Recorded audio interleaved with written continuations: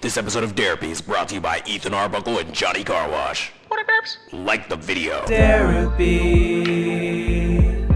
Our offense is awesome. Our defense dominates. We've got that winning combination to regulate. 2007 is the last track from JID's The Forever Story album. When the album initially dropped, however, it was left off because of clearance issues. The initial drop was in late August of 2022, and the track was added to the album on November 2nd, almost 2 months later. Now, Louder 2 is sweet, and if 2007 didn't exist, it would be acceptable as a closer for sure. It would still be a wonderful album, but 2007 is significantly better in my opinion. Let's hear why. Yeah, 2007, cold drop to come up. I was in high school playing corner. I never dreamt of mumbling words in front of hundreds. Studying plays all summer. I'll hit the league if my growth spurt coming on my mama. 2009, bro dropped the warm up. I was in warm ups playing Wheezy and Yukimi, Little Dragon, flame breathing the weed. Patrick had the studio dorm room next to me. I freestyled over his beats. My nigga Keys transferred in from Tennessee. He's a receiver. I play DB like Akeem, snatch a nigga chain to lead. Talib Kweli, I could be lyrically, but I put on cleats, scribble lines going through my mind like a paper piece. I like how the first word of JID's first verse is 2007, the title of the song. He says it's the year that J. Cole dropped the come up, and JID was just in high school playing corner at the time. He talks about studying plays in the summer as an athlete who was playing corner in high school on the football team. And in 2009, Cole dropped the warm up while JID was in football warm-ups. Playing Wheezy. And I think this is just a beautiful full circle moment. I mean, there are multiple full circle moments going on the album, from talking about eating bologna sandwiches and then getting to a place where if somebody made you one, you would kill them, and then getting to a place where you're nostalgic for them. Then we have him talking about how he used to listen to Lil Wayne. Now he's Lil Wayne on the album. At the same time, he was coming up listening to J. Cole. Then ultimately, J. Cole would go on to sign him later. Just a whole bunch of full circle stuff going on between rappers and sandwiches. Scribble lines going through my mind like a paper piece. While in cover 3 playing nickel doing safety reads. Watch the flats. I can rap, but I'd rather tackle and pedal back. Get a pick when my growth spurt hit. I'm a big captain and I was around 2010, no cap. I got freshman player of the year and figured I was on track. This nigga Pat been in my ear talking about rhyming on tracks. So after practice we recorded and we got it on wax. And on campus I heard about a couple rappers from Atlanta. Said them niggas be snapping, maybe we could make something happen and shit. I wasn't serious enough to even be curious, and we lose like every game, so every day I be furious. So the spirit of a nigga had changed to the point I had to reframe and focus my skills for other things. I took the steering wheel, I'm steering in other lanes, but my fuel on low and my oil need to be changed. I really enjoy the laid-back, linear storytelling we get from JID here. I love how he weaves in his experience playing football into the story to show where he was at throughout his journey. I could rap, but I rather tackle and pedal back. He talks about going to college and hearing about Earth Gang and considering collaborating with them. I also really appreciate him saying I wasn't serious enough to be curious, and we lose like every game, so every day I'd be furious. It really got me thinking like, if JID's football team was better, would he have just not cared about rapping as much and just locked in on football? That would have been quite a shame. After he starts focusing a little bit more on rapping, then we get a inclusion here from current Dreamville president Ibrahim Hamad.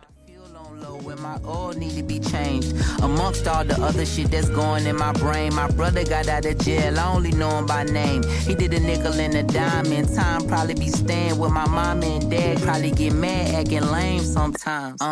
Look. The sideline story came out September 2011. Eve said around that time, we was hunting for a record under lots of pressure. Just combine the leverage with a better effort. You can find a sound and get us out the underground forever. Maybe you can bless a little brown effervescent kid, youngest of 7 from the 6-8 section, section 80 drop. Yeah, we used to play that shit to death, and if I recollect correct, you tried to sign up for yourself. Super dope to drop that bit of high power instrumental in after mentioning Section 80. Apparently J. Cole tried to sign Kendrick, which is funny because they're only like 2 or 3 years apart. I think J. Cole is like 2 years older than Kendrick Lamar. I'm not saying J. Cole wouldn't have young Boogeyman's best interest at heart, but thank God, that didn't happen. This also reminds me of that one clip where Nardwuar is asking J. Cole about Kendrick. Did you tell Dr. Dre about Kendrick? 1, 2, 3, 4, 5, 6, 7, 8, 9, 10. Who told you that? Who gave you that piece of information? But yeah, we get a little bit of lore from Jid's college days here.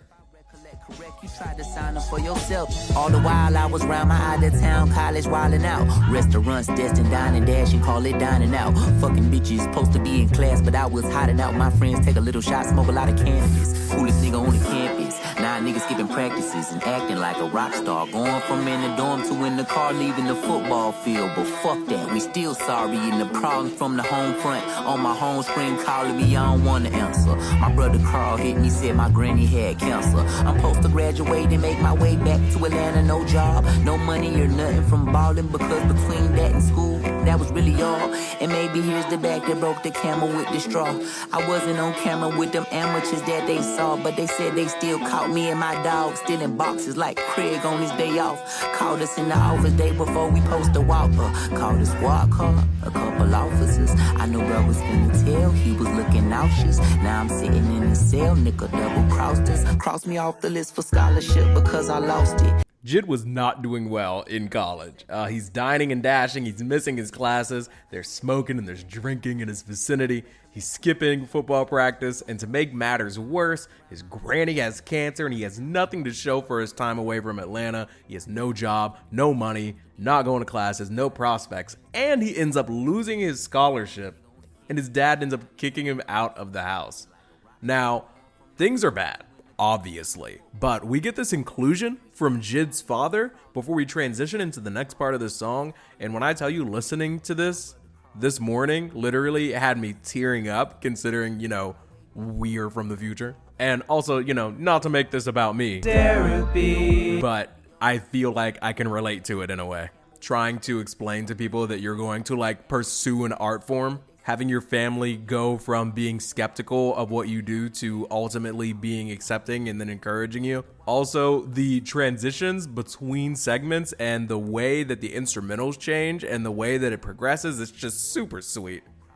Cross me off the list for scholarship because I lost it. No more football, my red shirt, senior season exhausted. So I'm off it and I'm right back in Atlanta with a half a gram of weed in a gold Pontiac that my granny had bought for me. I was sleeping in the back, my dad kicked me in the streets. When he saw my neck tatted, then I told him I was rapping for school, no going back. He said, if I cannot follow his rules, just go and pack. Told you he be acting lame sometimes.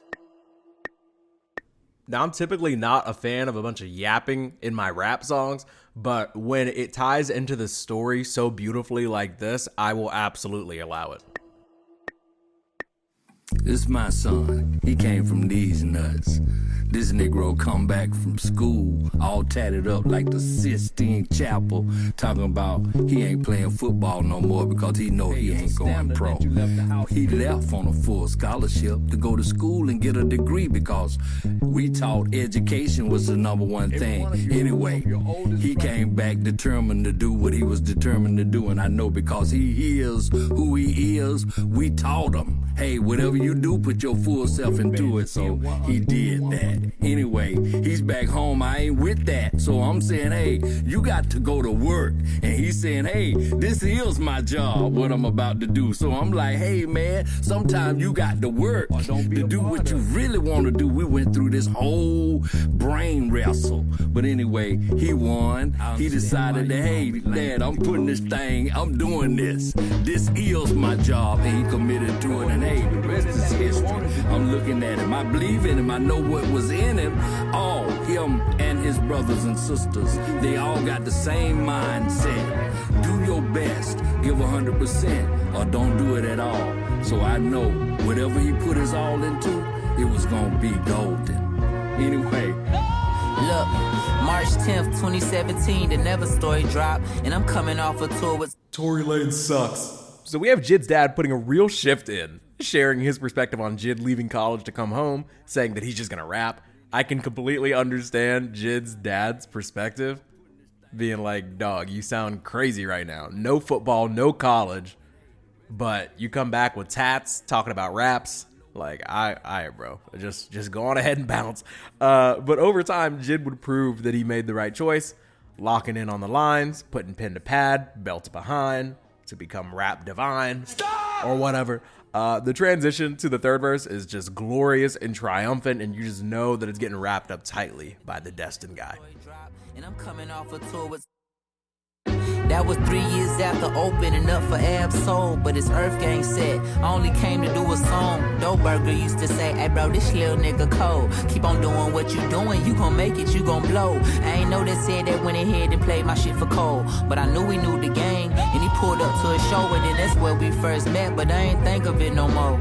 Till said Brown said that I should open up for Omen on my own shit if I want it. Only 4 cities, maybe we get Rob Gibbs on the phone in. I got to hone in the game, grown men uncomfortable in their own skin, but all I wanted was a chance. It feel like I'm in the mannequin challenge. Still stands, but I'm still standing. Till my nigga lent a hand and I'm no longer stranded, looking for strength in the streets of East Atlanta. Mama said don't take advice, they gon' try and take advantage. I was about to sign with Coach K, I ain't take the advance. Cole say hold on, wait bro, I got the plan, so come on. Damn little nigga, come on. Shit, let's roll. After meeting the right people, shaking the right hands, performing in the right place at the right time, and said Brown playing his music for Cole, Jid would get the invite to go kick it with the man himself. That's crazy. Yo, Jid, I remember you came to the crib. Remember this after we had met, and I told you and Earth Gang to pull up to the crib in Carolina. It's the studio house. I wasn't on no shit like, yo, I'm trying to do some Dreamville shit with y'all now. There wasn't no talk or no deal. I didn't even know if I wanted to sign niggas. I just knew y'all was dope. I fuck with you. Just pull up. Let's see what the vibe is like. Let's work. In my mind, if something happened, it happened. If not, then cool. Niggas just got a chance to link and kick it. But while we was there, the thing that I noticed off rip, I said, oh, this nigga want it. This nigga really want it. That look in your eye, nigga, I know that look. I know that look too well. But a lot of niggas want it. The thing I notice about you, my nigga, off rip, this nigga don't just want it. He willing to do the work that it takes to get it. And that's the difference. That's the separator. That's the difference between the niggas that never get what they want and the niggas whose names ring out forever. Forever. This is one of the best rap albums I've ever heard. I actually put out a community post on YouTube asking people their favorite song from it, and there's so many different answers. Like, no joke, almost every single song on the album can be found in the comments of that community post. I've never seen anything like it before. The album has 16 songs, and I swear like 12 or 13 of those songs I saw as somebody's favorite, which means that you can really tell from front to back there's just quality all throughout the album. Radar, Dance Now, Crack Sandwich, and Can't Punk Me are basically perfect tracks in my opinion. I think Surround Sound is the most popular song from the album, and 21 Savage's feature on it is actually great. Cody Blue 31 is perfect and incredibly powerful and emotional and impactful, and almost every time I hear it I have to like calm myself and be like, yo, it's just a song. The singing, the story are impeccable. The duo tracks, or maybe brother-sister tracks that are Brennan and Systenem, they're awesome. Can't Make You Change with Ari Lennox is just, it's pretty funny actually, but it's such a pretty song and it's well performed, and the features really all over the album are just incredible. I can't really think of like a bad feature. I sing along to that bridge on Can't Make You Change all the time, by the way. Many people say that Stars is their favorite track. I saw that a lot on the community post. It's one that kind of grew on me a little bit. I think it's one of the more underrated tracks. Yasin Bey at the end is like tough. It's a tough feature. And the beat switch is also great. Just in Time, we get a actually good Lil Wayne feature. Very hit or miss in the past half decade. It's either like, oh, this is vintage Wayne, or he could have kept it. And Kenny Mason actually holds his own with Wayne and Jid on that track. Money is one of my favorite songs, period. Better Days is beautiful and uplifting. A Louder 2 is a gorgeous closer, or so you think, until 2007, which has great storytelling. The beat choice and progression of that beat is awesome. Jid's dad and J. Cole's yapping even wrap up the album perfectly and tell a full forever story. I am feeling like the strongest of 9s to even 9, a light 10 10, on the album. Strong 9 to a light 10. It's the best. It's been 3 years since this came out, and I don't think there are 3 rap albums that have been released since that are better. But by all means, let me know what's better than this. I would love to hear that album. Also, what's your favorite song? What's your favorite song from this project? Will Jid's next project be better? Please comment. I'm going to read every single one of them. Is he already better than J. Cole? What album should I break down in multiple parts like this next? And thank you, of course, to Ethan Arbuckle and Johnny Carwash for sponsoring today's show. Please consider supporting the channel for $1. Become a member for $1. Join the Big Derps for $1. Join the members only Discord. Get all the live streams available to you for $1. That's all I got for you today. Thank you so much for tapping in. Love you. Mean it. Spread the bread. And enjoy the outro by, I don't know, Miss Lauryn Hill.